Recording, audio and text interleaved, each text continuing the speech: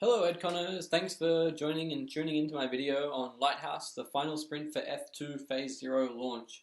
I'm coming to you from the east coast of Australia. I hope you are somewhere safe during these crazy times. Sorry I couldn't be there in person with you. So my name is Paul Hauner. I'm a co-founder and director of Sigma Prime. I'm an Eth2 implementer. I work for Lighthouse, implement the Eth2 specification in the Rust programming language. I've done about 250,000 lines of that so far, and I don't intend on stopping. I've been contributing to Eth2 since its inception, and I think I have about a countless number of contributions to the specification. I hope those are mostly positive. I think so. So I work for Sigma Prime, established in 2016, team of about 14 people. We work in blockchain security, so we do information security analysis and audits of Ethereum applications and smart contracts, as well as other protocols implementations like Near and Filecoin. We also do security critical engineering like Lighthouse, and we have deep experience and interest in the Ethereum space.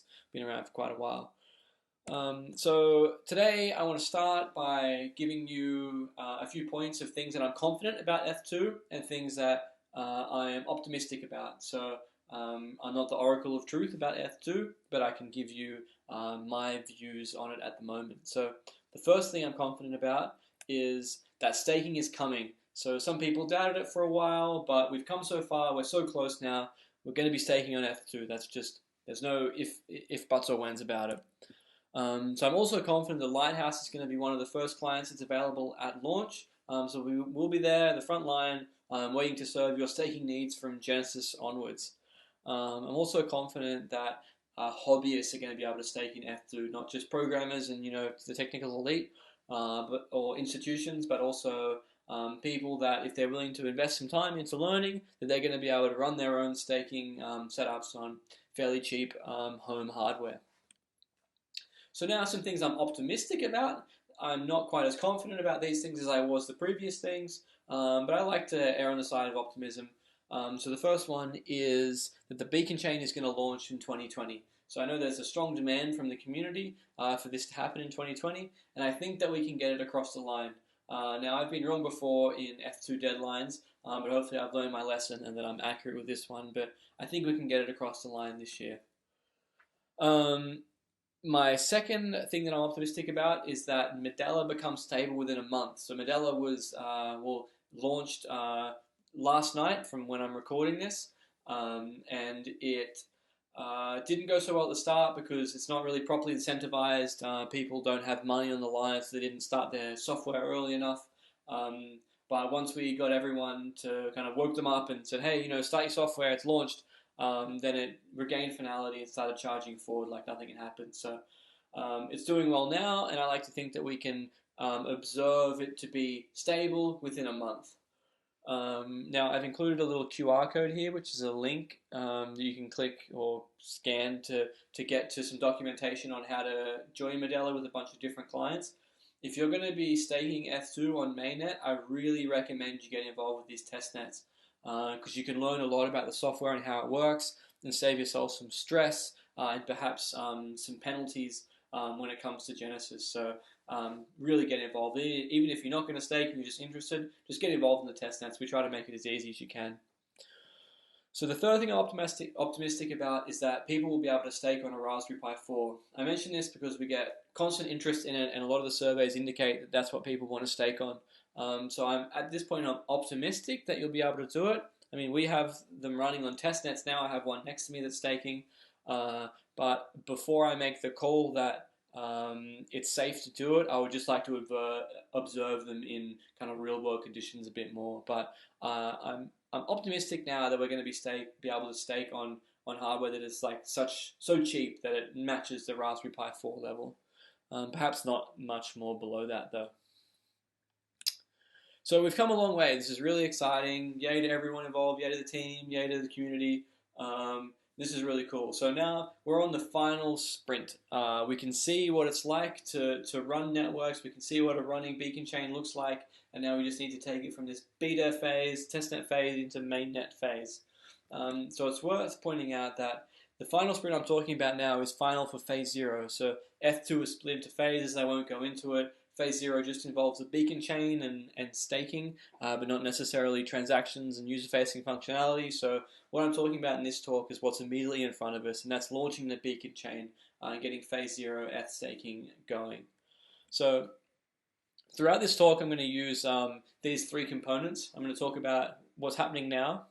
I'm going to talk about, excuse me, I'm going to talk about the Eth2 launch and the things that we want to see in order to have a successful launch. And then I want to talk about the final sprint, the things we need to do between now and the Eth2 launch. So I'm going to talk about each of these components. I'm going to talk about it from a wider view of Ethereum 2 and also from a narrow view of Lighthouse. So just remember this kind of graphic. I'll go back to it. So let's start with the bird's eye view. Now with Ethereum, we have multiple implementations in multiple different languages. So this is great. It makes the network resilient. Multiple implementations aren't as vulnerable to a single bug. It also means that people and institutions can get involved with the languages that they prefer. So we're seeing some of these implementations participating in stable, short-lived testnets, even some of them operating for months on single client testnets. We're also seeing that some of these clients are majority complete. Lighthouse, I think, falls into this category. We have all the basics that we need to be a blockchain. We just need to work on polishing the APIs and interoperability and security reviews. The EF Launchpad is live right now. So this is the user interface that people will eventually use to become validators and submit their deposits. It's live now for Medela. I'll have a link to it next so you can check it out. We have attack nets. I have a link to those next as well. So these are networks that are like Prism, Lighthouse, and Teku, separate networks where the EF encourages you to come along, attack these networks, and disclose how you might have caused some failures and perhaps earned some bounties in the scales of several thousands of dollars.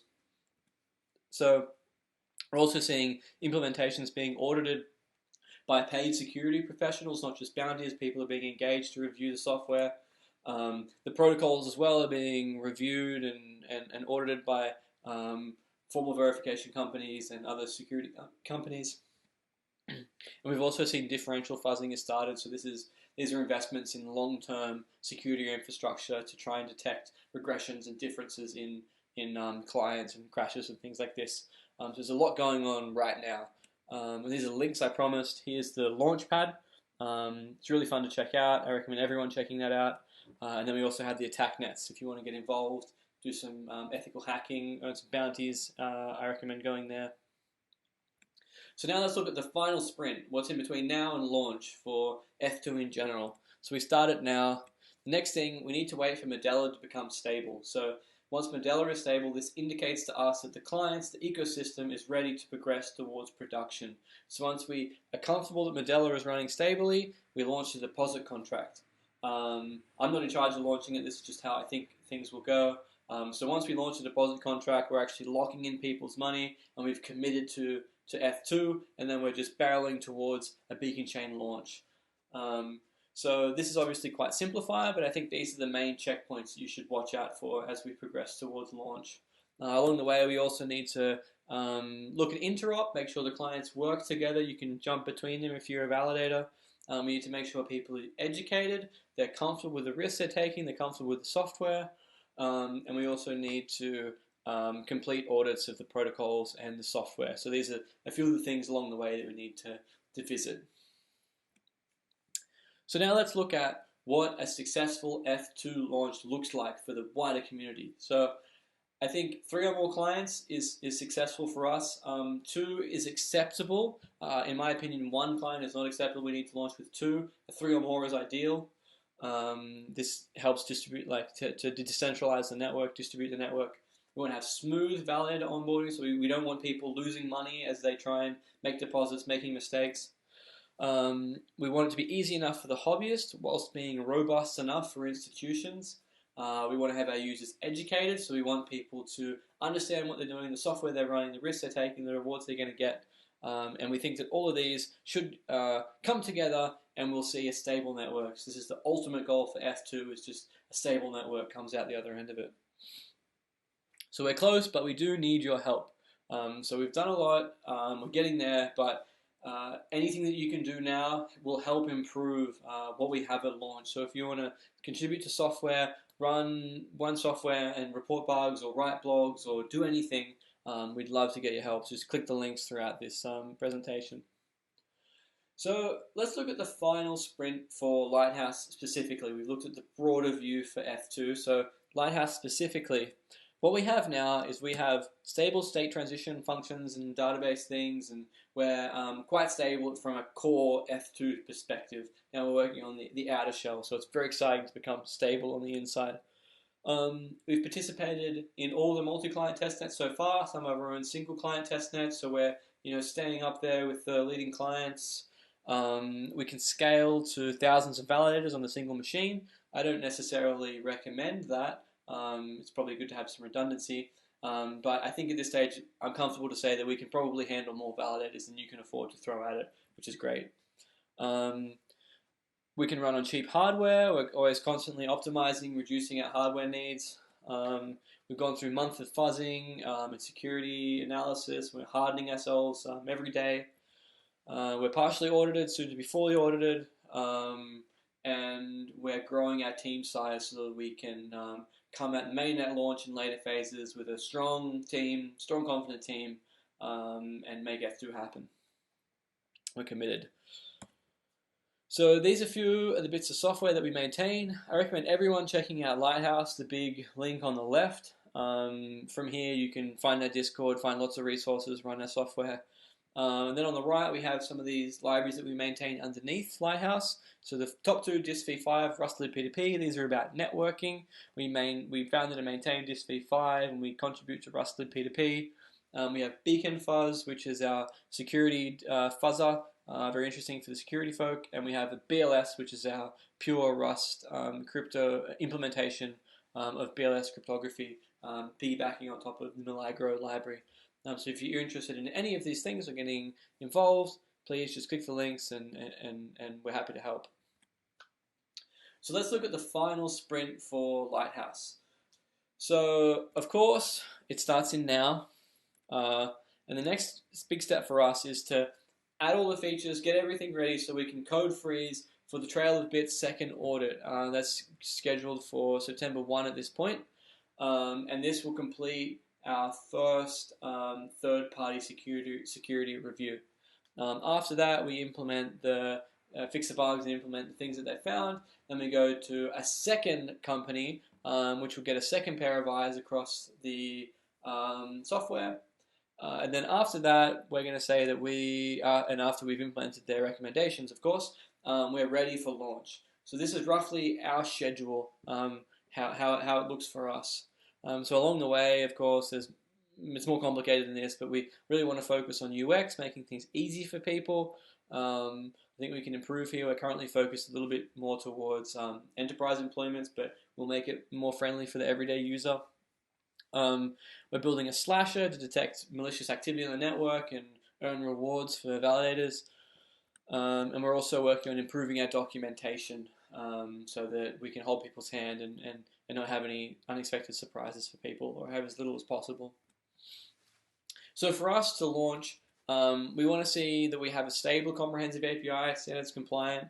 We want to have clear documentation. We want it to be easy to use, thoroughly reviewed. We want to have continuous security analysis, high uptime, and a low resource usage to ensure you have the best returns on your staking dollar. So I'm sort of running out of time here, but let me just quickly go through the graphical user interface we have planned. So we've engaged a product design team and a front-end team to build a super slick, researched staking interface to help hobbyist stakers get involved and help secure the network. So you can see some screenshots here. We've got a lot more coming. Development starts in the coming weeks. And along with this process, we've also been working on a bit of a visual identity for Lighthouse, so that people can get involved and feel a part of Lighthouse. And as people come into Ethereum, they can see that we have these like professional-looking, established bits of software that they can trust with their stake and to build their applications on. So great work to Akil from Empire and also the team from FlexTaps and what they've been doing so far. So that kind of sums it up for me. Thank you for your time. I really appreciate it. Look forward to seeing you on the test nets. Thank you.